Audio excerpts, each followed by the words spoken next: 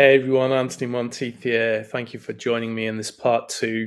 Just a quick shout out to everyone who's interested in training. We have training coming to Ireland in Bangor, Northern Ireland. We'll be hosting Master Yap on the 21st and the 22nd of October. There'll also be some space for some close one-on-one training following the seminar on the following day on the 23rd. I'll leave links below. Please do try and join us. Try and stay with us. Please subscribe to the channel. Please help share the content. As they say, hit that subscribe button and please leave any comments that you wish to leave below. It really helps the channel grow. It helps get the information out there. This will be distributed on Buzzsprout as well, so it'll be on Spotify for you to listen to. Thank you so much. This is a very special interview. Thank you. Thank you. Thank you so much for part two. I'm so excited because I feel like I've lived 50 years just to get to this point, to meet someone who's genuine, authentic, and humble, and is in this to share it. So, as Gary says, he's very blessed to have excellent teaching. I'm sure Lyndon as well. Lyndon's an excellent, very humble man, very powerful, very strong. Yes. And so, gosh, we're blessed. Europe is going to grow nicely, and as you say, organically and naturally without forcing anything. So I want to say, to begin this, a big thank you to you and to all the efforts that you've done. And I'd like to start... Thank you. I'd like to start with this concept that we talked about, and you I know you have a lot of ideas around breathing and Qigong as a concept, and that almost every type of Qigong emphasizes some type of breathing. And so I want you to maybe bring us into that. What is an actual relationship between the breath and the movements? Okay, I think let's talk about it from the traditional approach first, right? And then we bring in, because there's also been a lot of research being done on breathing. And I think one of the person who's probably more well known for bringing this into the public knowledge is actually an Irishman. I can't remember his name, McEwen, I think. Dr. Patrick McEwen, yes. One of my students directly said he's amazing. Yeah, that's right? He did a lot of research on breathing and so on. Yeah. So I've also been reading up on that. And it's very interesting that the traditional and also the modern approach and findings are, sort of synchronous, you see, and they don't sort of contradict each other. Okay, so from the traditional breathing point of view, that's why it's quite interesting to note, you see, the Chinese word for qi, right, as in qigong, right, is also the same word that means breath, you see. Air, or breath, Yeah. So in that sense, there is that very close correspondence between breathing and qi, right? And you can say in the laymanish approach of it, that qi and breathing is equivalent. Where you have breath, you have qi. And I think that is one of the old sayings, right? I think you coming from a TCM background, there's also a belief, or maybe even a discipline, right, to say that the qi actually follows the blood flow, right? That's one way of also looking at it, right? Although I would like to say that may not be the only path for qi to flow, right? Not through the blood vessels, but there may be other pathways, because as you know, as an acupuncturist, the meridians are not part of the circuit, the blood, the circulatory system, but it is one of the channels for which the qi would flow. So I think the qi has more pathways than just blood, for example, right? And hence, qi is more than just breathing. So the approach I would take is, and I think this is more from my own practical experience, is to say that the qi certainly flow through certain pathways. And in our practice, I think, we talk about the strings, which are, nowadays, I think they have a fancy name for it. They call it the myofascial meridians, right? And Yeah. the four main ones, they're not the only ones run down from the shoulders, the chest, all the way down to the toes. And that's the one we are concentrating on in Yan Shou Gong. And these are for us, one of the main channels of energy. If you call it qi, then yeah, you can call it qi.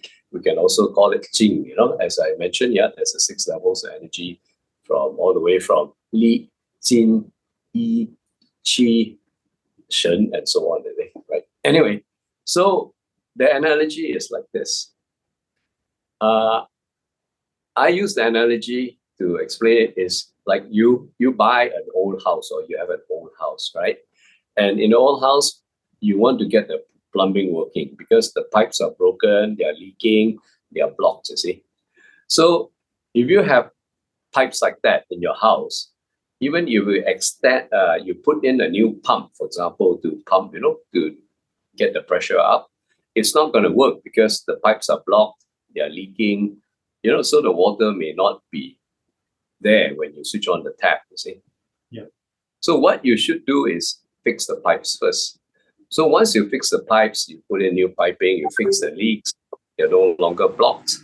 And then when you put in the pump, the water would flow smoothly and you get the desired water pressure and volume that you want. So the same thing works in the body, you see. So when we sort of practice and try to, fix the strings, so to speak, identify your strings, get your strings connected and moving, they are like fixing the pipes. So once you fix the pipes, then you bring in the breathing. The breathing is the pump, okay? It is the mechanism that drives the qi flow around the body, put it that way, rather than the breath being the qi itself, right? Is one of the mechanisms, and probably the primary one, and the one that's easiest to control because we actually have voluntary control over our breathing, right? So the breathing is your pump, and the strings in this case are the channels for your energy, you see. So once you have the strings, then you bring in the breathing, then everything works a lot more effectively. And in fact, we have actually experimented with this, and we can actually demonstrate it, that if you don't have the strings, yes, the breathing will help, but the effect is not as great as if you got your strings, you fix your pipes, then you install the pump, rather than install the pump when you still have, bad and leaky pipes, put it that way. Yeah. Right. And you think shall we do a simple demo? I can get someone to help me. I've got someone here. Yeah, that'd be amazing. Yeah. That'd be absolutely amazing. Okay, good. Yeah, let's adjust that. Let me just run away a bit and call that person. No worries, thank you. So this is the important thing I want to share with you with Master Yap and his work is it's the practical application. So he's asked to find a volunteer that he can demonstrate to you how you can upgrade your system internally. So as he said, there's no point building an energy center within your body if you don't have the pipe work to direct that. And so here we go. Okay, let me paste this. Okay, now okay, we stand here. Can you see my full body? I can see to your thigh level. I can't see your feet though. Okay, all right. Okay, then let's put it into portrait mode. Yeah. Is it okay if I switch? No, that might mess things up, right? Okay. Adjust the thing so that you can use a small picture so you can come in the full frame. Right, just slow this. Just allow a bit for that. Yeah. How does this look? Okay. How's that look, Anthony? That's okay. I can see to your knees now, roughly. Yeah, I think that's good enough. Yeah. Yeah, that's perfect. There we go. There we go. Perfect. Perfect. Okay, good. Yeah. Okay. So for this demo, what we're going to do is, by the way, let me introduce this. This is Brandon, this handsome young man here. Yeah. This is Brandon. Nice to meet you. He's Meet you, Yan Man.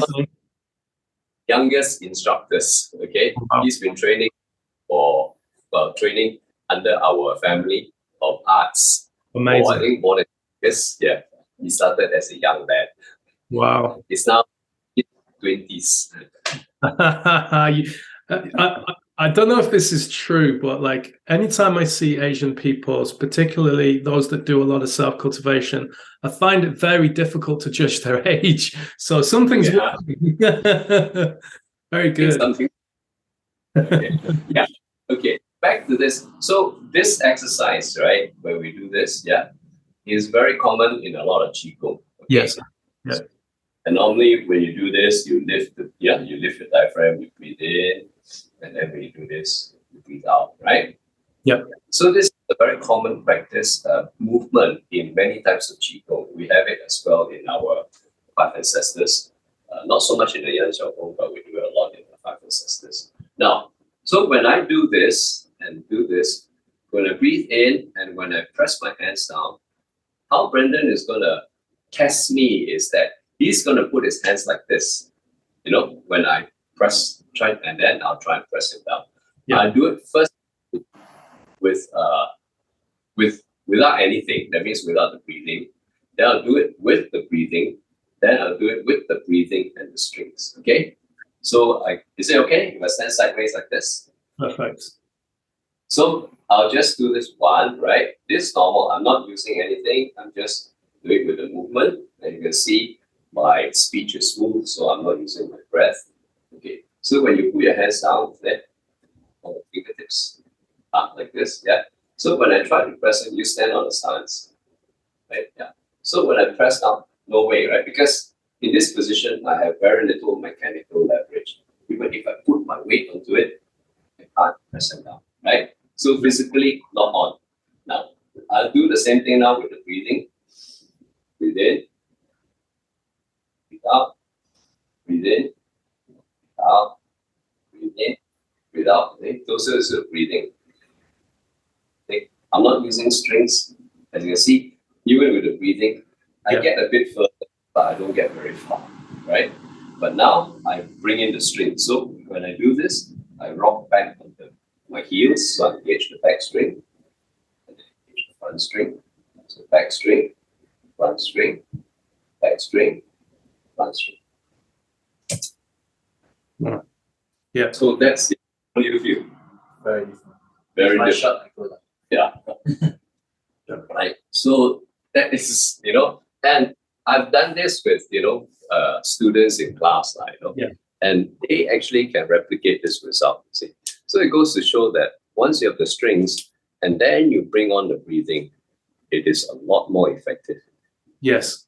Well, I suppose what I can see from that is there's a lot of people doing Qigong, Neigong, and they're literally just going through the motions, but they don't always understand the underlying structure that goes. Right. And principles, behind it, that's the more important thing. Yeah. And I definitely identify with that. The other factor why I don't introduce the breathing is because you've been through our classes, right? We are very precise with the movements, how we position your feet, your toes, and then the strings and all that. So there are a lot of things going on which a practitioner has to focus on, So but if you bring on breathing, that adds another layer of complication, which doesn't really help in the beginning. Okay. So once you have sort of mastered the movements and how you use the strings, how you move from your heel to the toes, once that becomes sort of semi-automatic and you don't have to think about it anymore, then you can bring in the breathing, and then you can focus on the breathing and how to coordinate breathing, how to coordinate the breathing with the use of the strings. And this is where you begin to feel the energy flowing. Okay. And do you think that people who are more athletic, that have a lot more external power, like gymnasts or maybe people who do powerlifting, would struggle to connect with that kind of internal connection because they're always externalizing their power? Or do you think it's something that anyone can train in? Okay. That is an interesting question. And from my experience, okay, Brennan, I think it's okay. Thanks for your help. Yeah. Okay. Yeah. Yeah. Okay. That's an interesting question because, and I can, share some of my experiences on that. Is this angle? Okay. Yeah. You're back here. Yeah. Okay. People who are very athletic are not necessarily well connected. Okay. But there are a certain class of athletes which are very more connected and highly body aware. And I would number them among them as gymnasts,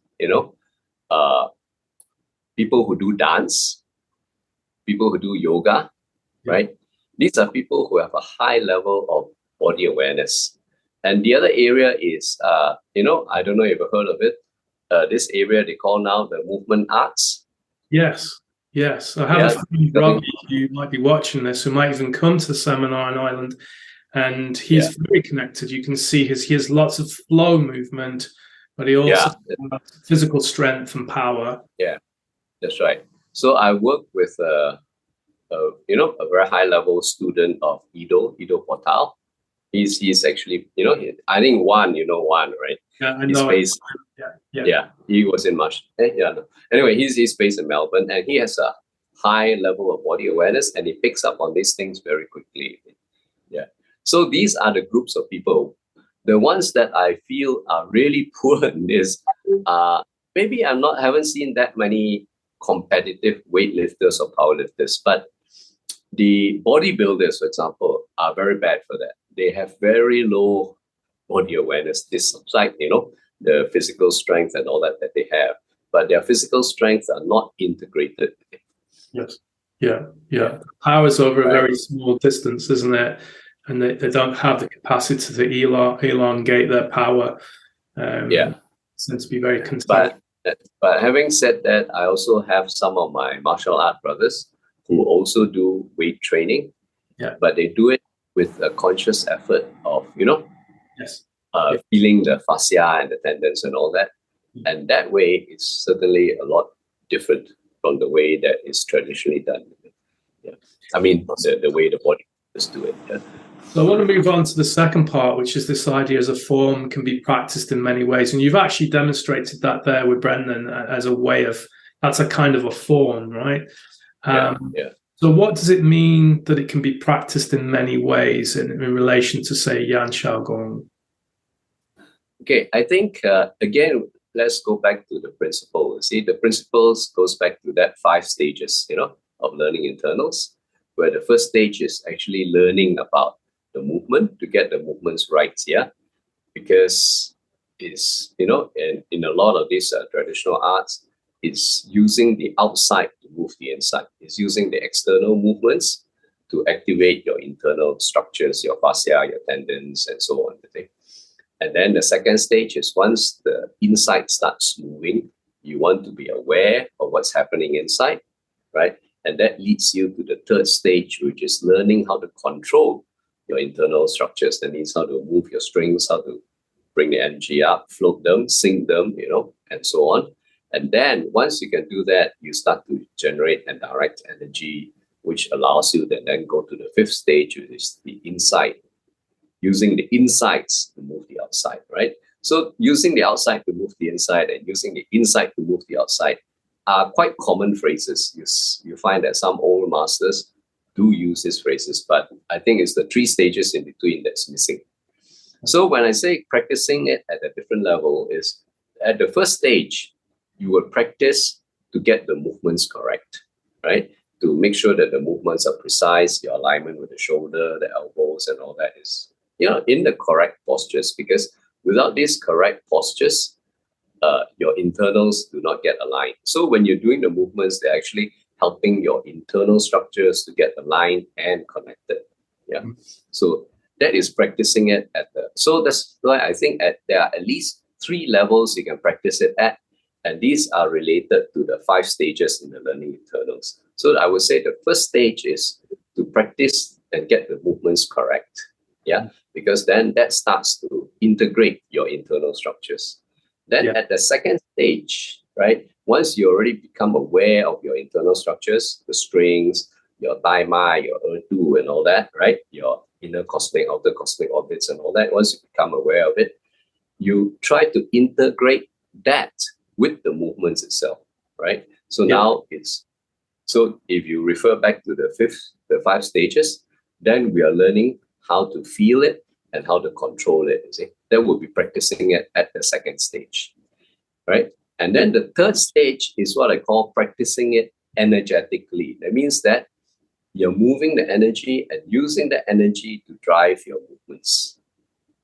Okay, and that corresponding to stage 4 and 5 in the 5 stages, where you actually have control of your internal structures. You're using that to generate and direct the energy, and it's that energy that is directing your movements. Very good. So very roughly, I can say, a form for us, as far as Yan Shou Gong is concerned anyway, can be practiced at 3 levels. The first level is at the so-called physical level, or at the level of the form itself. Yeah. The second level is to integrate those movements with your internal structures. And in this case, the breathing also comes in, right? Then your internal movements, your strings, and so on. Then the 3rd stage is to practice it energetically, so that with the correct movements and the movement of the strings and so on, you then begin to move your arms, and the energy starts moving and the movements become very soft yet very powerful. Yeah. Mhm. And you actually, move energy throughout the body. So Is that where we become formless? So, in other words, it's like, when you learn to drive, you've got all these things that you have to remember. It's like that conscious incompetence, and then you become consciously competent, and then you become unconsciously competent. So, in other words, when you're stressed, when you're challenged, or maybe when you're being tested on your position and your breath and your stance and your connection, you actually just move without thinking of the form. You just naturally move. Yes, that's right. Because it becomes part of your somatic, intelligence, so to speak. Is embedded or embodied within your subconscious, right? Yeah. Yeah. So that's very liberating for people's health, because we do a lot of movements unconsciously, but they're actually quite unhealthy movements.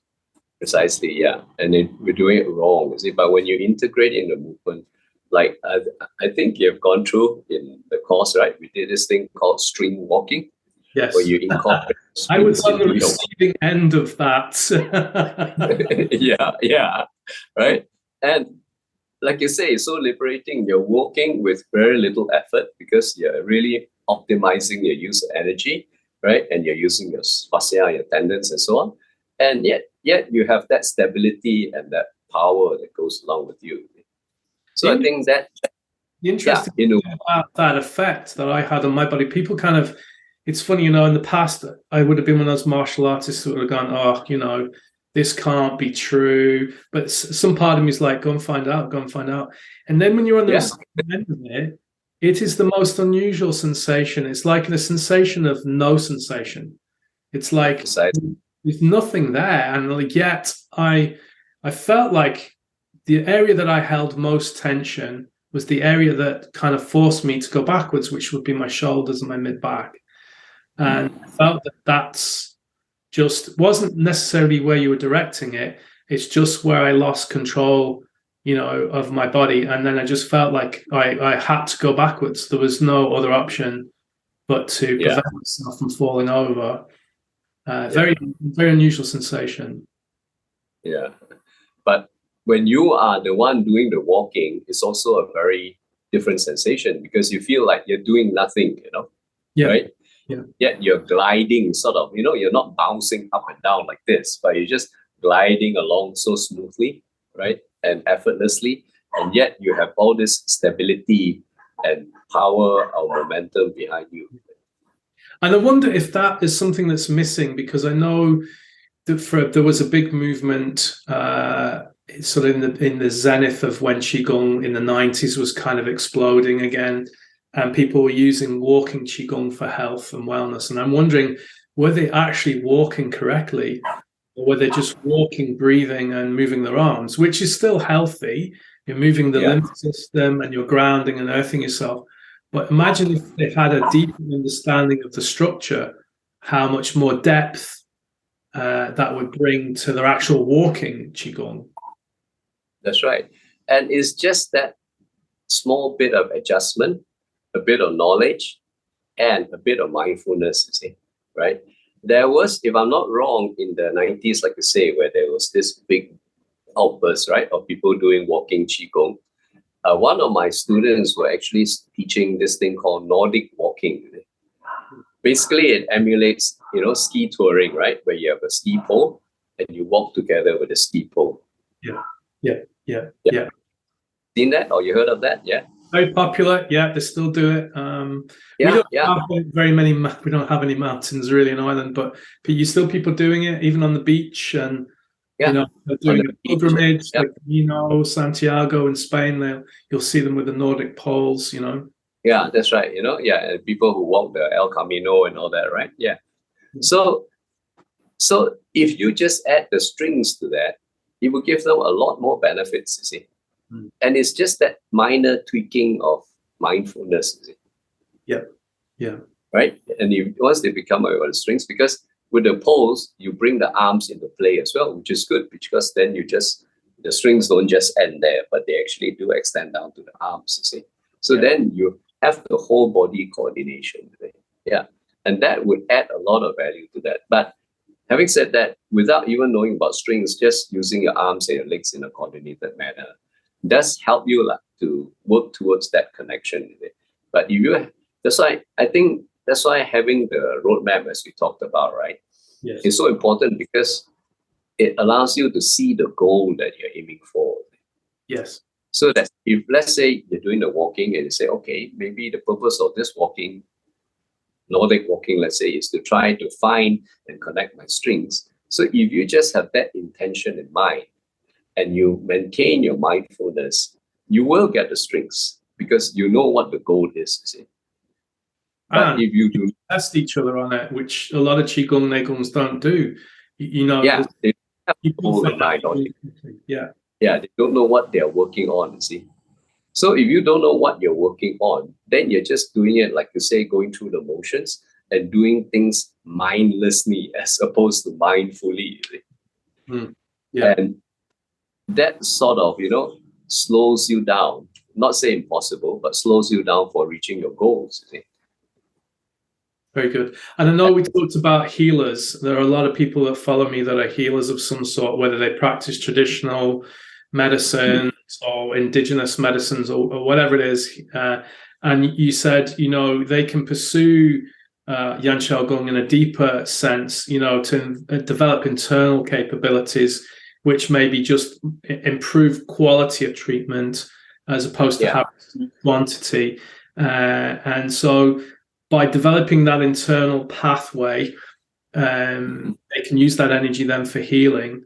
So I presume then there's a pathway to developing the mind and the yi and the intent, and then also to help you diagnose and get a clearer, because a lot of people, you can't just rely on intuition. You can't just fly on talent alone, right? So we all know athletes that are very talented, but the ones that are very talented, if they don't keep training, they're still going to fall down. So could you give a little bit more to the aspects for the healing side for healers that are into developing this? You see, this comes back to the roadmap that I mentioned earlier. And if you look at the milestones for the roadmap, right, these are basically what the milestones does is to define the skill sets that you require as you progress down this journey of internal, the internal path, the path of developing the internals, right? The first one is obviously grounding, then you're centering, and then rooting, right? And then after that, then by the time you're rooting, you're supposed to already have your strings, and then you can be able to sink or bring energy down to the ground, bring energy up from the ground, and then the sixth step is to bring the energy to your hands, see, right? And this is where this set of milestones is common for both, as far as we are concerned, is common for both healers as well as martial artists, right? It makes, of course, for martial artists, you want the energy in your hands so that you can use it for, self-defense and whatever technique you're using. But for the healers, especially those who do massage therapy, or maybe not even massage therapy, they can use their hands for diagnosing, right? Diagnosing what's wrong with their patients. So having this sensitivity or energy in the hands, when I say energy, I mean the whole conglomeration of that 6 levels, right? But essentially the more important ones for healing will be E and Qi. E is the ability to, the intention, as you call it, but I think, like I say, intention works both ways, you see. Yeah. Because you can project intention outwards, which is to project energy outwards, or you can also project intention inwards, which means that you're not only looking at your own body, but you're also sensing the energy in the other person. So it's like a radio receiver, right? You can transmit, you can also receive. So when you receive, you're using your E as a receiver, then you can feel your patient's energy. So for a healer, I think having a high quality of E is very important from the healing perspective of diagnostics, you see, right? Like you say, a good healer through intuition, right? Just by looking at the patient and then feeling his energy generally, yeah, would help you to a certain extent. But to be able to point out exactly where that problem is in the body, So in the case of the musculoskeletal sort of problems, you can actually feel, okay, which part of the tendon, which part of the muscle or fascia is the one that's been injured, right? And then you can then address it whichever treatment technique. But for more the soft tissue injuries, like to do with the internal organs, so those who are sensitive enough will be able to feel the qi in the person's internal organs, you see, and be able to detect that, okay, maybe your liver doesn't feel quite right, or your kidney cannot feel that quite right, you see. And I've seen this, good healers actually do this. It's like they have an X-ray or an MRI in their hands. See, they just pass their hands over the body and they Yes. can point the spot. This is where you have a problem. This is where the pain is. Yeah. That's it. They're that good. Yeah, and that comes from the ability to develop your E to the level where you can literally feel the other person's energy. Yeah. Right. I was also thinking there's some people who have that talent naturally, but what they find is they burn out. They burn themselves out because they're not developing the engine to support that. So yeah, my feeling is, for me, I burnt out quite badly in 2008-9, and doing internal practice helped me rebuild, so that I have a reserve in place when I need it. Yeah, that's right. Because all these things complement each other. See, it's like, you have a young sapling, a tree that's growing, and as it's growing, normally, if you're, let's say, a horticulturist, you would sort of put a framework around it to support the tree while it's growing. Okay?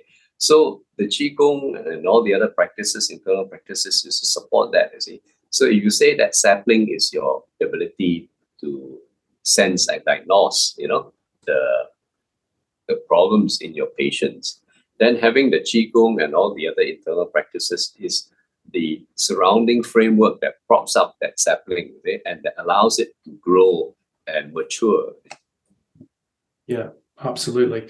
And I know you also mentioned, because I'm only just coming into that realm of spirituality, and even though my family generally on my dad's side would be quite spiritual to a certain extent, I mean, not religious, but more understanding that sort of, we talked about ancestors and honoring your teachers, teachers, and having that idea that energy, that gift is, I mean, I know sometimes when you're training and you're under a lot of pressure and you're being drilled, it doesn't feel like a gift, but really it's building your character. So if we talk about the spiritual aspects, because I'd imagine now, I remember you saying to me that you're always learning, like there's always a stage, there's always that mountain, the next mountain to climb. And you talked to me I know about Wen or Wu, and Wen means to take a scholastic pathway, Yes. which you see, Approach, yeah. I mean, I know in the Martial Man platform, you see those people are very scholastic.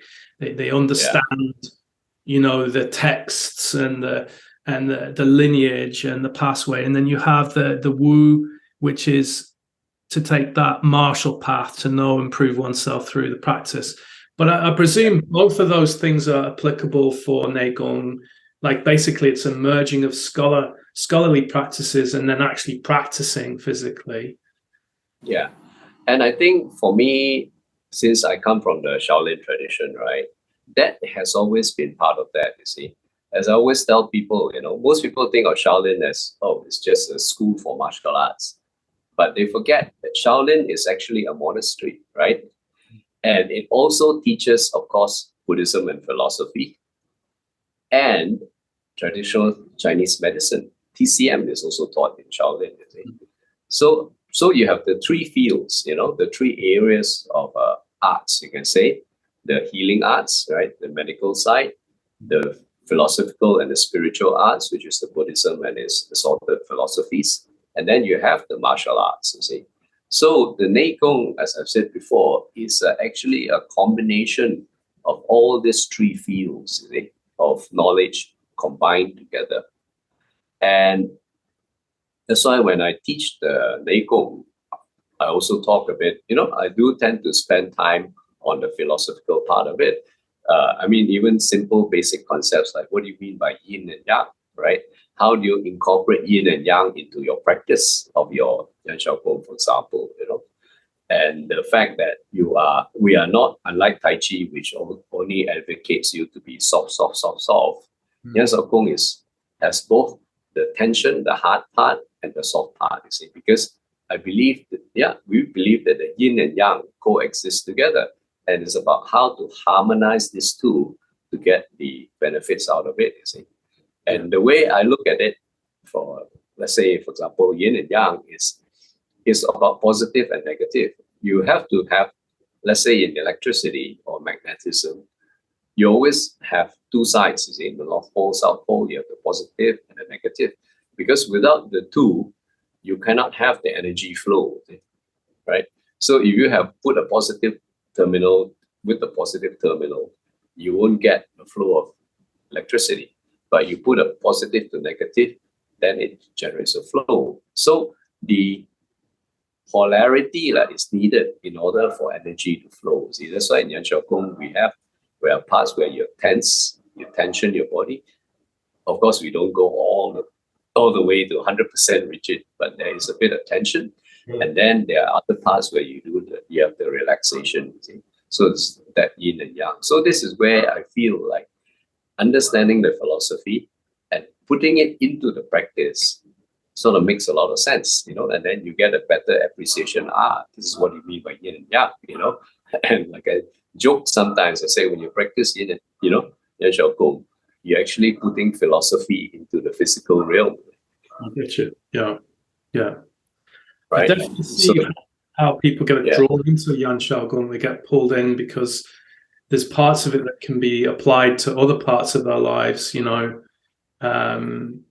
which I think sometimes when people study martial arts, they just do the martial art and then they go home and they live their life. Yeah. But Yan Shou Gong seems to integrate, it becomes almost like, okay, I have 5 minutes now, I'm going to do form 6, or I have 2 minutes, I'm going to do form 1, or whatever it is, because I feel I need to open up my shoulders. And, whereas I think sometimes martial artists, I'm not saying this is applicable to all, but definitely my friends who do martial arts, they train on a certain day or a certain evening, whereas I felt with the Yan Shou Gong, you can train throughout the day periodically. Yeah. And I think this is where, we were talking about the spiritual side of it. See, I think the training of Yan Shou Gong gives you that sort of groundedness, which then leads to what we call stillness or calmness, you see, right? And I think that is important in life, right? Because in the modern day society and in work and so on, things are more stressful now than what they used to be before, right?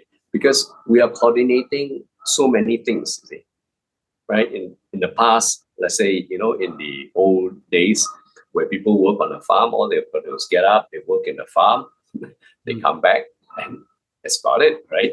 But nowadays, you got to worry about how you're going to get to work, whether you drive, you take public transport, right?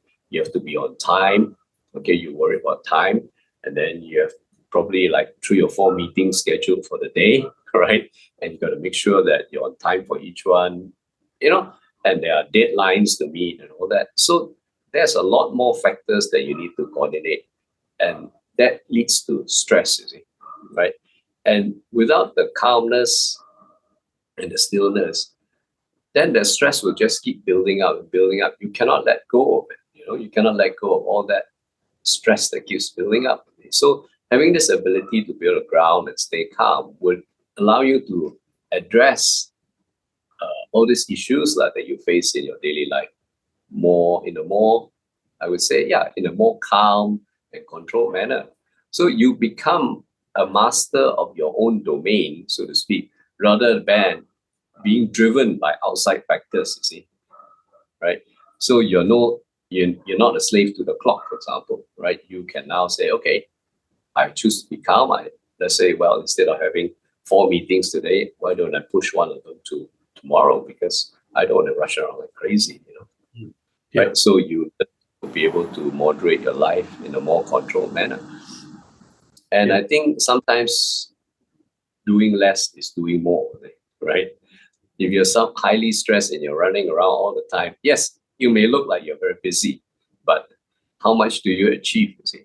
As opposed to you're calm, you're focused, and you spend 2 hours, let's say, working on a particular project, and you get things done, rather than, do a bit here, do a bit there, and at the end of the day, everything is still left hanging. Yes. Yeah. I often felt in my corporate life, I was like, in the circus where you have the plate juggler and he has, to spin the plates. And I felt for many years that, and some part of me thrived on that. I actually enjoyed, and then it got to the point where, your nervous system can't, can't go anymore. Yeah. And I definitely see sometimes as a therapist, I can have days that are very busy, but even my students say I can remain focused because I'm doing something that I love, and that does help.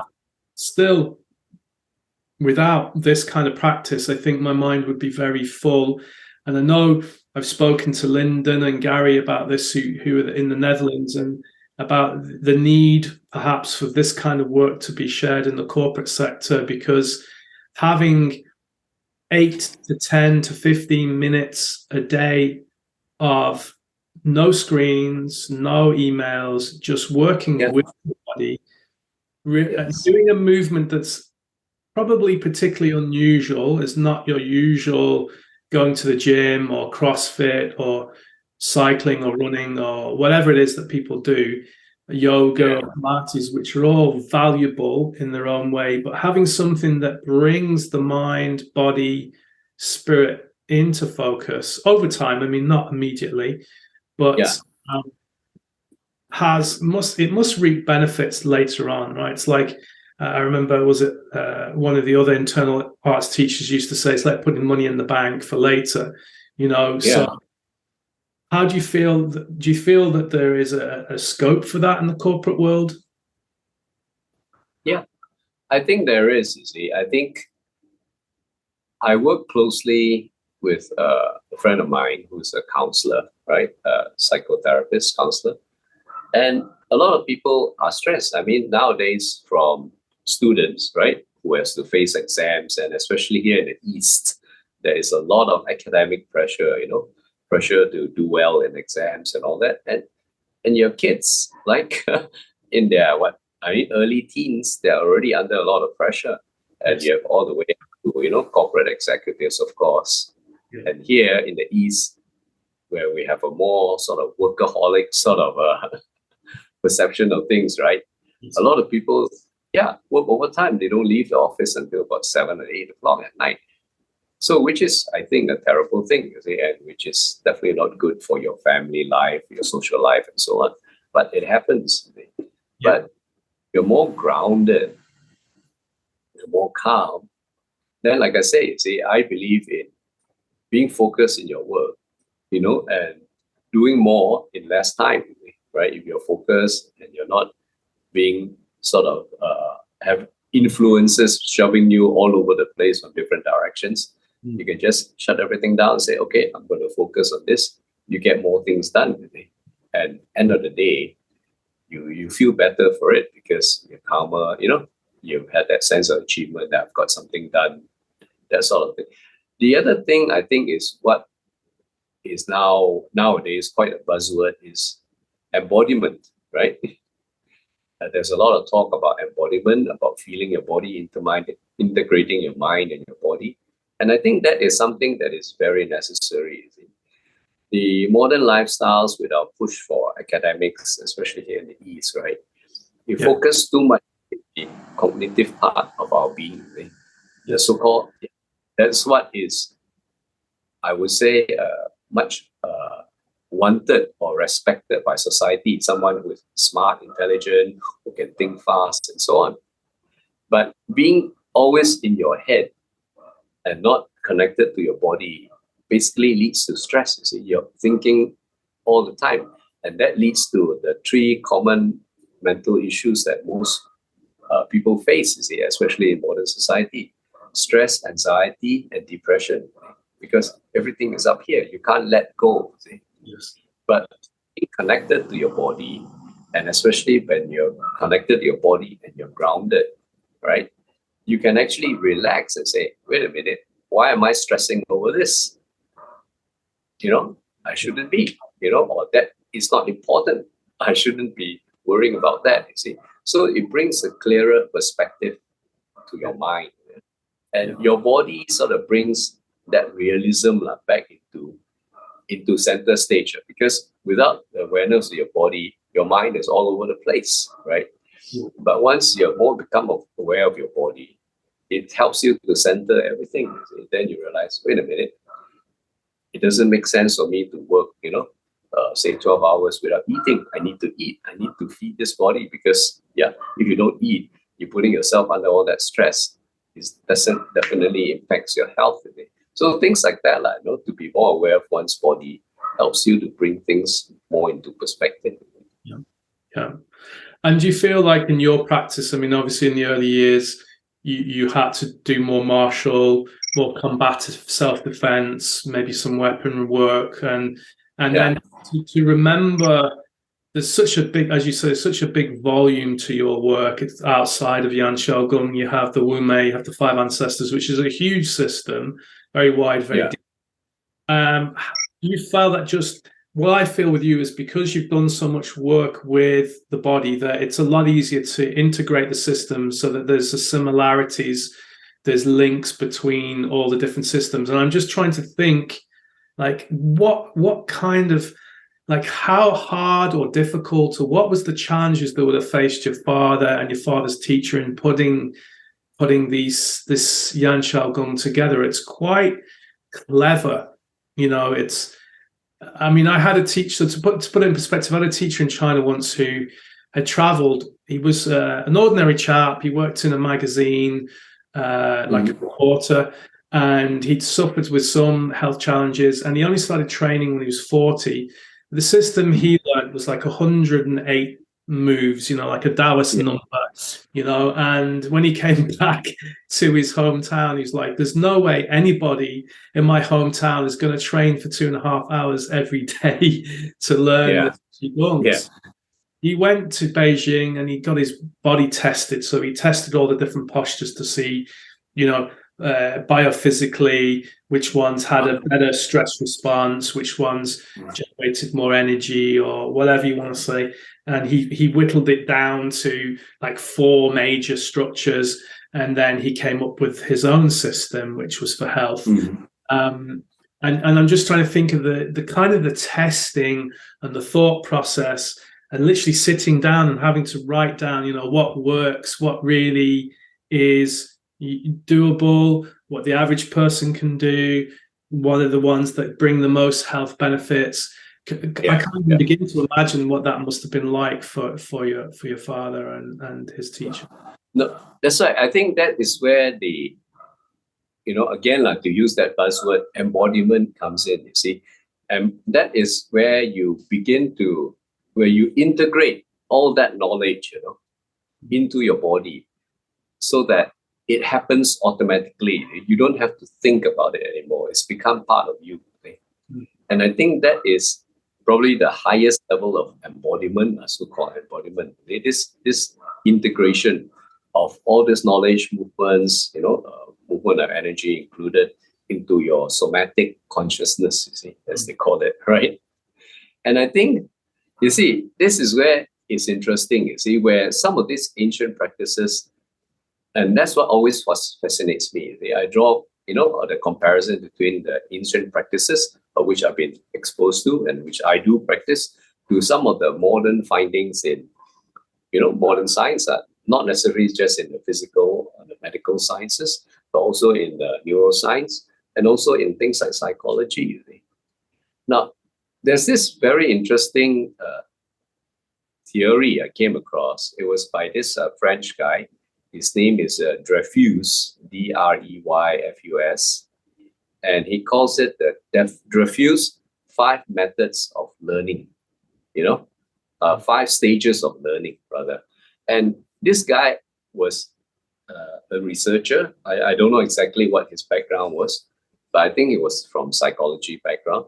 He did a lot of research in the 60s and 70s, and he interviewed literally thousands of people in all fields, from musicians to scientists to artists, dancers, and all that, right? And he concluded that there were 5 stages of learning. So the first stage, he called it the intermediate beginner. That means you got over the basics, right? You already know the fundamentals. So he says that this is just off the top of my mind, but the characteristics of each of the 5 stages is, the first stage is you can follow a recipe, right? So if, let's say, you're interested in cooking, somebody gives you a recipe, you have sufficient knowledge to say, okay, this is what I do with it, right? Of course, you need to be able to mix things and cook things and, how to, let's say, put things in the oven, etc. Let's say you assume you covered that. That's why he calls it intermediate beginner. You know how to follow a recipe, right? Now, at the next level is, beginner, then you have intermediate beginner. Yeah. So in intermediate beginner, you already know how to follow a recipe. And in very short, a good phrase to describe is, you can tell the forest from the trees. That means that, right, if someone gives you a recipe for baking a cake, you can say, this is obviously wrong. A cake shouldn't have this ingredient. So you have sufficient knowledge to be able to spot a mistake. You say that, this tree doesn't belong in this forest. Put it that way, right? You can see the trees instead of just the forest. Yeah. Then the next stage is where you begin to solve problems. Okay? You can say, okay, I've given this recipe. I think if I tweak this ingredient a bit, it will improve the recipe, right? So you have sufficient knowledge to solve certain problems, but within the framework of what you know, right? That's in this case, let's say, baking a cake, right? So that is the third. So he calls this competency, right? So you're competent means you can solve basic problems within your box, so to speak. Then the next level up, he terms it as proficiency. Proficiency is when you can solve problems that are outside the box, outside your immediate field of knowledge. So again, this guy knows how to bake cakes, and this guy comes to see him and say, okay, I want to create, let's say, I don't know, not a chocolate cake, let's say, I don't know, some sort of fruit cake, which he hasn't done before. He will have sufficient knowledge to say, okay, that's how we go about it, right? So that's competency. That means you can solve problems that are outside your box. But what is most interesting is the last stage, which he calls expert stage. When you reach expert stage, you have already integrated all this knowledge into yourself. You don't even have to think about it. Straight away, the answer comes to you. Yes. Yeah. That's expert, right? And just to relate an anecdote, right, that I come across, I know of a friend. He's an engineer, And he knows of another engineer. He's a senior guy. He's in his 70s. And he's a very good engineer, very experienced, expert in his field. And he tells me this guy is so good. He can listen to the sound of a pump. And then he can identify what manufacturer and which model it is. Wow. So it's like I've seen this with some of the mechanics. You just have to listen to the car engine and say, aha, that's a problem with your timing belt. Yeah, wow. Yeah. It just goes like that, right? So coming back to my father and Grandmaster Chi, the two creators of Yan Shou Gong, they are at that level where they already, both of them, when they created Yan Shou Gong, had 60 plus years of experience under their belt. So if you think of it, that collective experience, there's 120 years of experience there, right? And number one, that's one important part. The second part is they started out with the raw materials, let's say, for Yan Shou Gong, was the right raw material. It was something that was highly tuned and already highly advanced, you can say, because these were the Neigong systems that were kept very secretive in Shaolin for many years, and it was taught to Grandmaster Chi. And these were the two systems of Wu Chi and Lo Han Nui, right? And like you say, the Lo Han Nui has 108 forms, the Wu Chi has 36 forms. So these are things that will take you literally a lifetime to learn, living in a monastery where you're practicing like 8 hours a day. You have a modern day job where you practice maybe 3 hours a week. It'll take you more than a lifetime, right? Sure. So they started out with the right materials and combine it with the knowledge that they have. And that's how they came out with Yan Shou Gong. And to this day, I'm still amazed because I'm still discovering things, within the Yan Shou Gong, which is, how the hell did anybody come out with this? Brilliant. Right? It's like they recoded the language they took. To me, it sounds like that, as you said, they were like building a new computer system, for the body. Yeah. And they did is they took all the raw materials and said, okay, how can we make it faster, more efficient, get immediate results, build health, build strength, build awareness, build awareness, adjust the power structure, adjust the cabling internally so you can move the power. So they were obviously built the system based on wisdom. So they had the knowledge, it worked with the knowledge, they trained and practiced with the knowledge, and then said, what are the wisest postures? What are the wisest movements that will get us to where we want to go? And that's very clever because they obviously saw what was coming with the modern society. They saw how fast life was getting in Malaysia and China and East Asia. They felt, well, we need to. I know you're keen on preserving this as much as possible, and it seems like, and I can't comment on your own teaching and training where you are, but it seems like in the West we need it, and we're over analytical. We're very analytical. We need to know why, but because you have the IT engineering background and you have that, obviously your friends have that too. You have a very good way of presenting it. I notice when you teach, you can relate it to concepts that go up. No, I think that's very important because you see, one other fact that that points out to the creation of Yan Shou Gong was when they created Yan Shou Gong, Grandmaster Chi had already been teaching the Wu Chi and the Lo Han Nui for about 10 years, So there was already about a 10-year sort of track record for the art being taught, among his students and my father's students. And the frustration, I think, was because even after that 10 years, very few of the students actually got it. So that's why there's a need to concentrate it, condense it to make that learning faster. Yes. I have a friend who teaches in England, and he really tried to get, he was 28 years, nearly 30 years doing Qigong, Neigong of some type. And he tried to get a group of sort of apprentices that he could build them up. And he said after a while, he just realized it's very difficult for people to follow you that way. They just can't, they don't have the same work ethic. I mean, I often look at you and think, like, how are you managing to, keep helping and supporting people in their IT journey and still training, teaching, still doing the martial arts, still doing the healing work? I mean, obviously, all the stuff that the training is giving you a byproduct of having concentration and energy. And I know we still need downtime, we still need to sleep, we still need to eat. Like, we have to be realistic on our energy. But do you think it's more because you're so enthusiastic that when you're in your purpose, it's high on your value list, it's a lot easier for you to maintain this level of enthusiasm and keep going and keep doing all the things that you're doing? Or do you think that it's now is the time to get it out there before it's too late? Or what are your thoughts on sharing the work? Okay.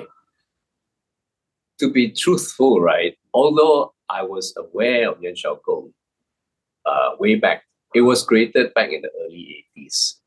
I did not pick up Yan Shou Gong until it was in the early 2000s. You see. So that was that lag of 20 years, right? And personally, I felt that Yan Shou Gong was for old people, I was more interested in the martial arts because it's definitely more exciting, and more challenges there, so to speak. Yeah. And I only got involved in martial arts when my father literally grabbed me by the scruff of the neck and said, "Hey, you're going to help me teach a seminar." And I literally got thrown into deep water, And then, of course, I knew Yan Shou Gong. It's just that I didn't practice it as much, so I had to brush up. It was like I was given like 1 week's notice, you're gonna follow me to this seminar. And if I remember correctly, that seminar was being held in Singapore. So I had to brush up, and then I taught. And then when I started teaching, then I realized there's so much in Yan Shou Gong, and that sort of was my awakening moment to realize, wait a minute, this is not stuff for old men, but it is stuff where a lot of the so-called secrets of the martial arts that I do are already there. Yes. Yeah. And it's a matter of then excavating the gems, and then working on it, developing on that. Yeah. And coming back to this, having known Yan Shou Gong and understanding some of the basic principles behind it, I can then bring these principles back into Five Ancestors, back into Wu Mei, and they actually help me understand these two other arts much better. Yeah. Yeah. So I say, it is a very closely integrated and interrelated ecosystem. Yeah. What I noticed was a lot of people in the seminar that I was with you were people coming from other lineages, and it was like they had these missing parts. There was like they had the jigsaw puzzle, and they were trying to fill in those gaps. And that's right. It was like these aha moments of like, that's why that works that way. And I think, there's a saying in Ireland is that when the further you get away from the apple tree, that it's like the lineage, as people spread the work and you get further away from your teacher, and then you have a teacher, and then there's kind of this process of things go missing, or the lineage gets watered down. And I know there are some internal arts practitioners out there that I know, and they're not bothered too much about the lineage and who does this and what. But really, if you were to really push them and question them, you could say to them, well, where does your system comes from? It has to come from at least one or two people that were so highly accomplished. Like, you can't just not respect that lineage because somebody went out there, they grind every day to find the knowledge to share it. And I'm thinking that going forward, we see now the quality. I mean, your instructors, all instructors are really high quality. They're really into it. They're really enthusiastic about it. They see the results in their own life. And how do we maintain that quality you know, because I do see all these political things that Yes. arise, you know. And last night I had a young client in, and he's like, "Oh, what are you doing?" And I said, "Well, you know, we're having Master Yap. We're hosting him. He's coming to Northern Ireland and hopefully come to the Republic of Ireland." And he's like, "Yeah, well, what does he do?" And I was like trying to explain, you know. And I said, like, you really need to come home and experience it. And I think that's probably one of the things I would say to people. But then he's saying, "Well, what use is you know, what use is that to me?" And it's like, it's not for everyone. Of course, it's not for everyone. But Yeah. he just thinks of internal arts as just no good. Like you either you do boxing, kickboxing, MMA, and that's it. If you want to do martial arts, do martial arts. And Tai Chi and Yan Shou Gong and blah, blah, blah doesn't do anything. And I think, well, probably because the road and the mountain you have to climb to achieve a competence in the standard internal arts is actually a bigger mountain to climb. But what I liked about Yan Shou Gong is people were coming from the internal arts and getting some insights into communication in the body wasn't quite clear. The groundedness, I know for me, my groundedness was not where I thought it was. My rooting certainly wasn't where I thought it was. And it was great. So like, oh, finally now I can see my own shortcomings and where I've been training incorrectly. And I think also not just that, you see, to be able to see the shortcomings, but you actually have a solution how you can overcome those shortcomings. Yeah. Yeah. Right. Yeah. And I think Yan Shou Gong, from my teaching experiences, I find that it gives very quick results. And this is coming from my students, not me. Yeah. And they say, wow, I've been doing this for 6 months. I already feel like this, And that is something I find is so amazing. Yeah. Another thing I really enjoyed was this idea of being able to switch on and switch off, like that you can, when you need energy, you can plug in, root and ground yourself, pull energy in, and then you can go about your business. Whereas I feel a lot of people, I mean, you see those lineages where people are concentrating so much on building the dantian, and which is a valid method.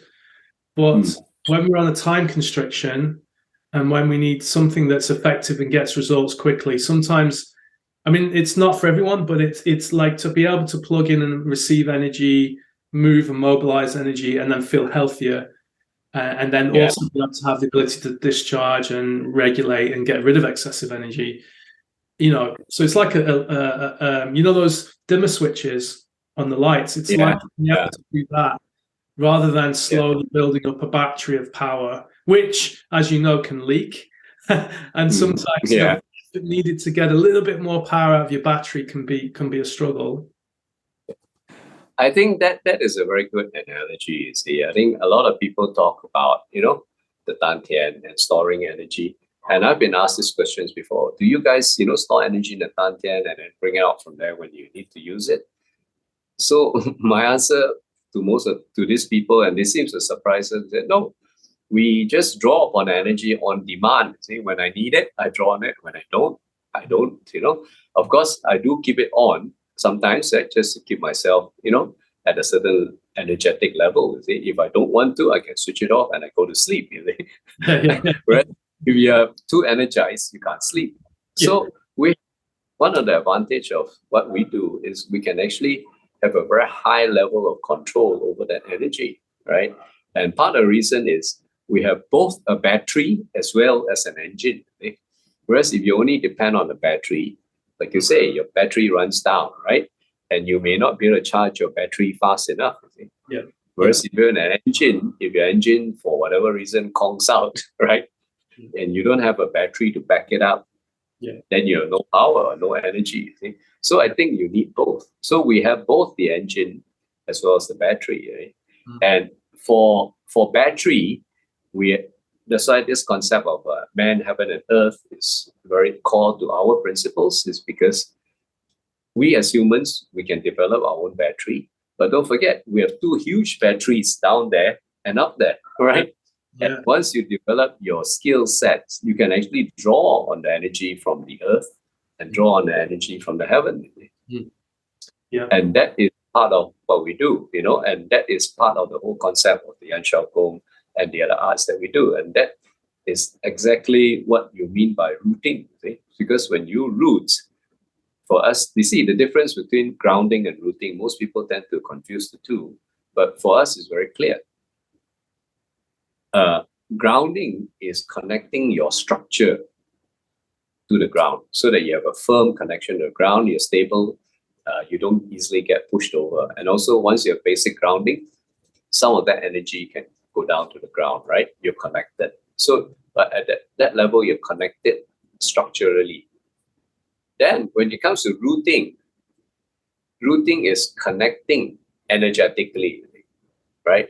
So, it's no longer just a physical connection, but it's actually an energetic connection. So I can dump,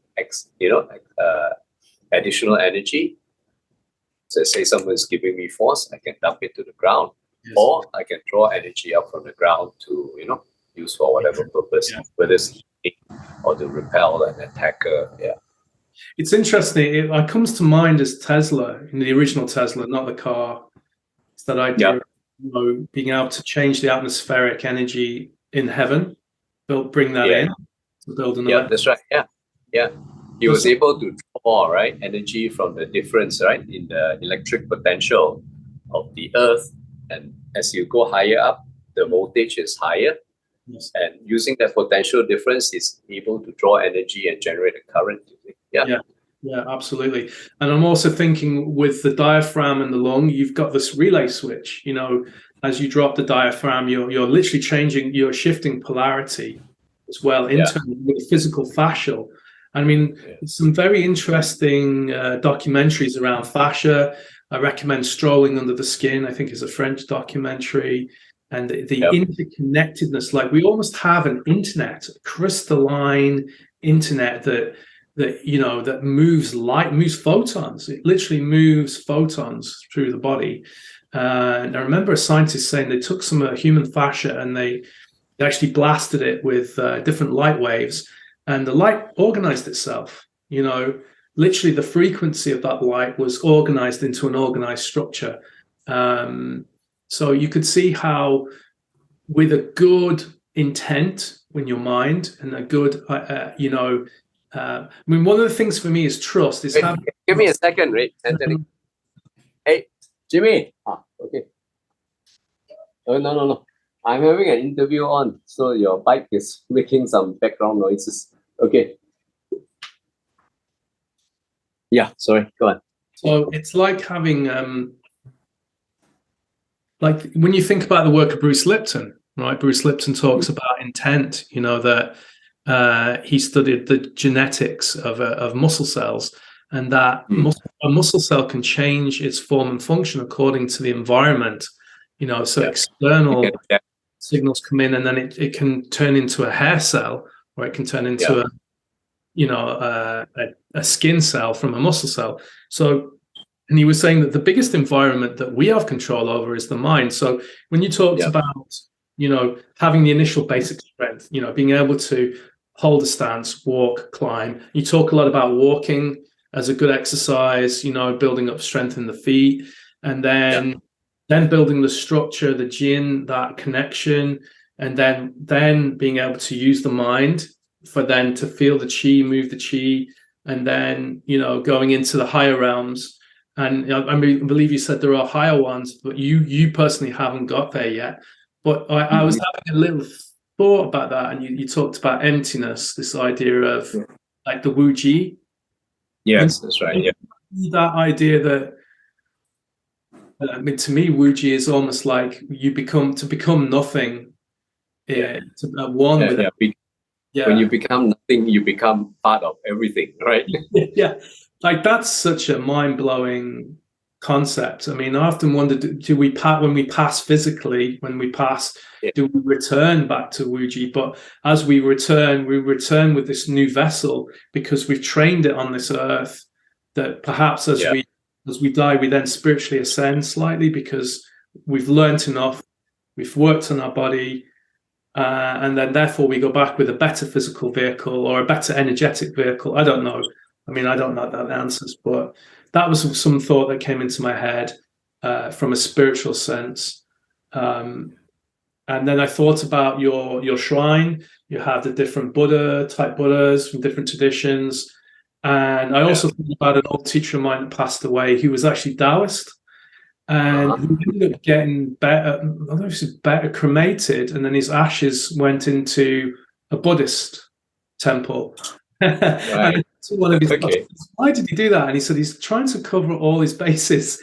You know, it's the idea of like you can't just, you have to be open to all different traditions because they all have knowledge that's relevant to internal cultivation.